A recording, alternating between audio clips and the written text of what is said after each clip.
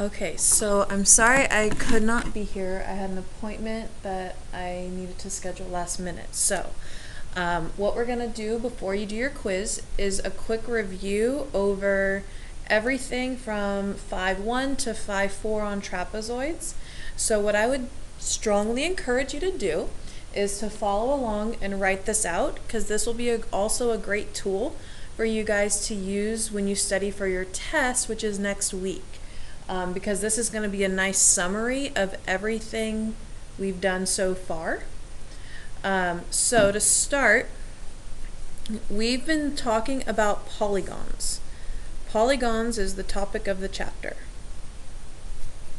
Okay, we talked first about how to find the sum of the interior angles of a polygon. And that was the formula n minus 2 times 180, where n is the number of sides. So no matter how many sides it has or the shape that we have, we can always use this formula to figure out what all the inside angles add up to. Then we went into how to find keyword one, interior angle of a regular, so that's our other key word, regular polygon. So when we have regular, that means all the sides and all the angles are the same measurement. So to find just one angle, we can do our n minus 2 times 180, so what all of them added together equals, divided by n, where n is still the number of sides. So those were our two that dealt with the interior angle. Then we went on to exterior. So the sum of the exterior angles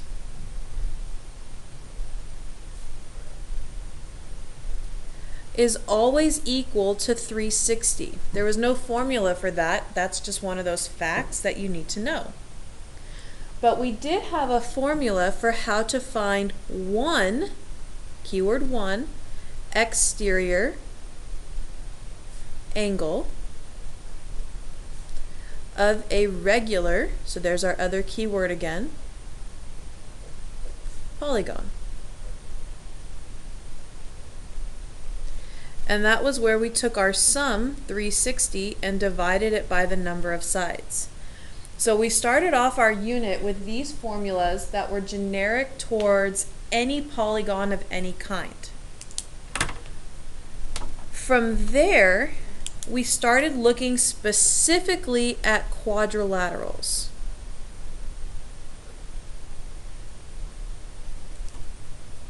So quadrilaterals are a four-sided figure. And so we looked at two types of quadrilaterals specifically. Okay, so the first kind of quadrilateral that we looked at was the parallelogram.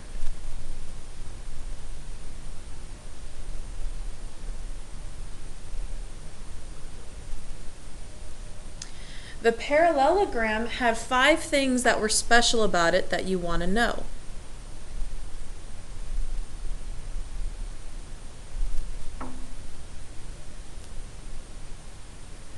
Okay, so the first thing that's special about a parallelogram, the first thing that's special is that it has 2 pairs of parallel sides.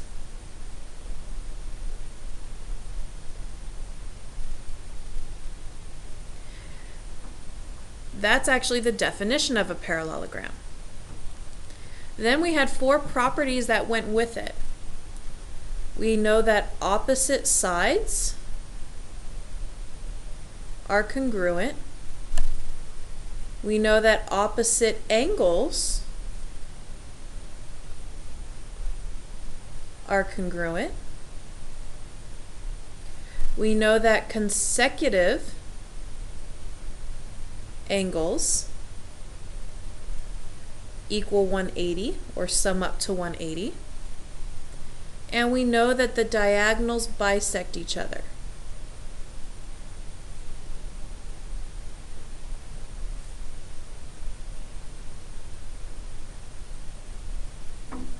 Okay, so those are the 5 things that we need to know about a parallelogram. Now, we then looked into 3 types of parallelograms.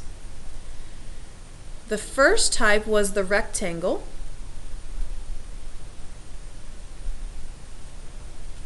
Okay, so what made a rectangle special?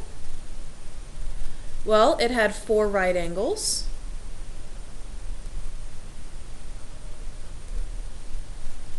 And we know that the diagonals are congruent.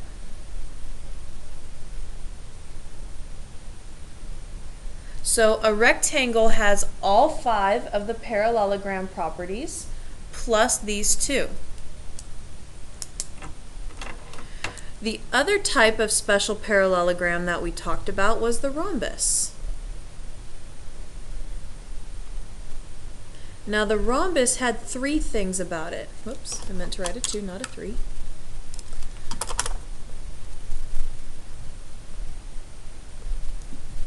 So a rhombus is a parallelogram, so it has all 5 of these, plus it has all 4 sides congruent.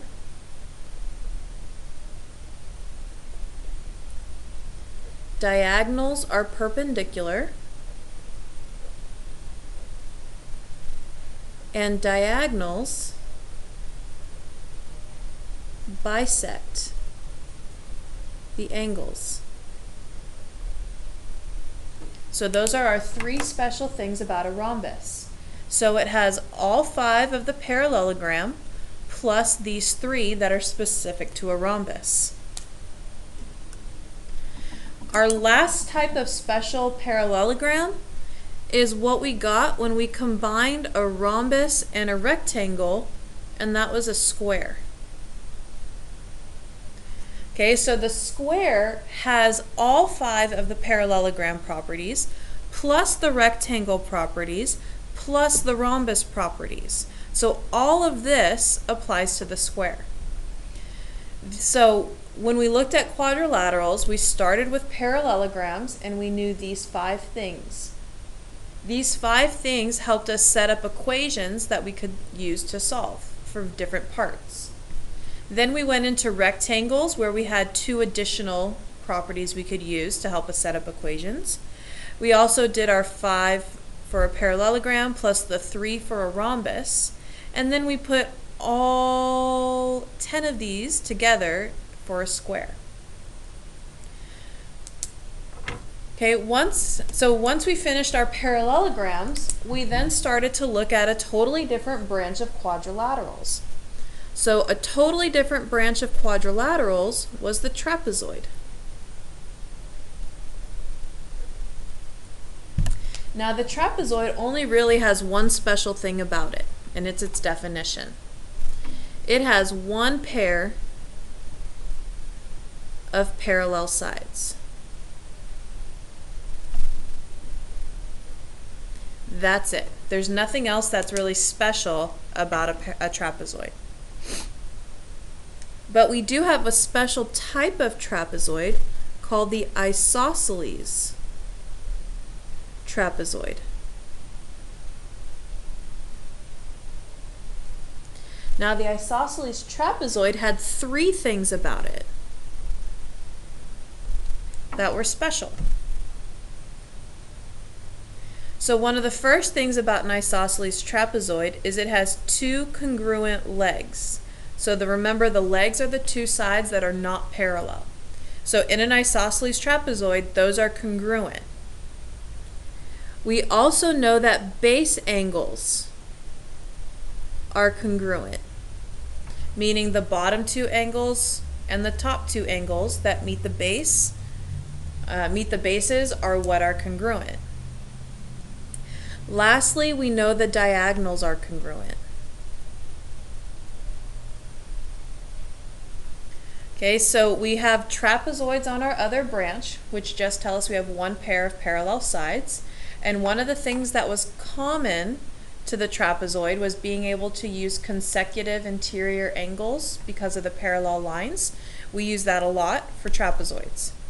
Then we had the special kind of trapezoid that was isosceles, where two legs are congruent, the base angles are congruent, and the diagonals are also congruent.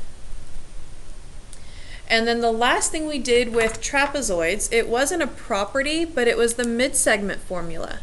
So down here we're going to talk about the mid-segment formula of a trapezoid.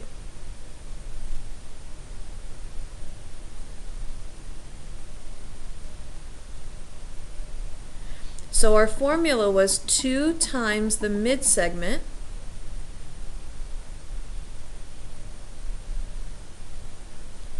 equaled base 1 plus base 2. And that was where we ended 5-4. So what you should have in front of you on your paper, let's see if I can get it all on here. So, not quite the top.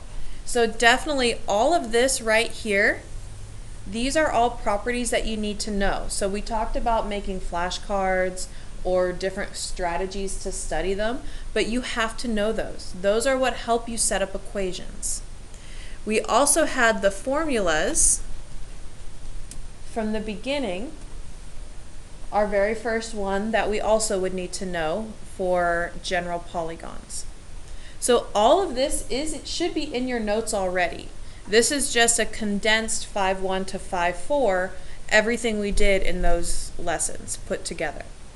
So maybe take a minute and just look over what we've talked about before you start your quiz. When you guys are ready, the sub will walk you through what you need to do for your quiz.